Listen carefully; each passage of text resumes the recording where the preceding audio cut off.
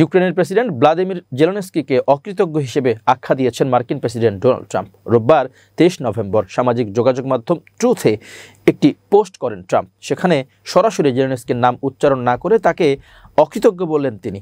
Donald Trump লেখেন, ইউক্রেনের নেতৃত্বে যুদ্ধবন্ধে আমাদের প্রচেষ্টার প্রতি কোনো কৃতজ্ঞতাই প্রকাশ করেননি। তিনি লেখেন, উত্তরাধিকার সূত্রে আমি এমন এক যুদ্ধ পেয়েছি যেটি কখনো শুরু হওয়াই উচিত ছিল না। এটি সবার জন্য পরাজয়জনক এক যুদ্ধ, বিশেষ করে লাখ লাখ মানুষের জন্য যারা কোনো প্রয়োজন ছাড়া মারা গেছেন। রাশিয়া ইউক্রেন যুদ্ধ বন্ধে 28 দফার একটি শান্তি চুক্তির প্রস্তাব দিয়েছিলেন প্রেসিডেন্ট ট্রাম্প।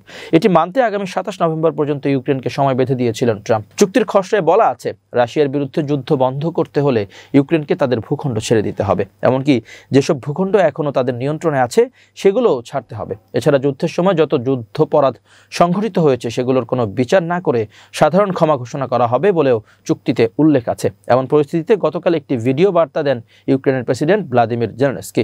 সেখানে তিনি বলেন, ইউক্রেন তার ইতিহাসে এখন সবচেয়ে কঠিন পরিস্থিতিতে আছে। হয় ইউক্রেনকে তার সম্মান হারাতে হবে, নয়তো এক বন্ধুকে হারাতে হবে।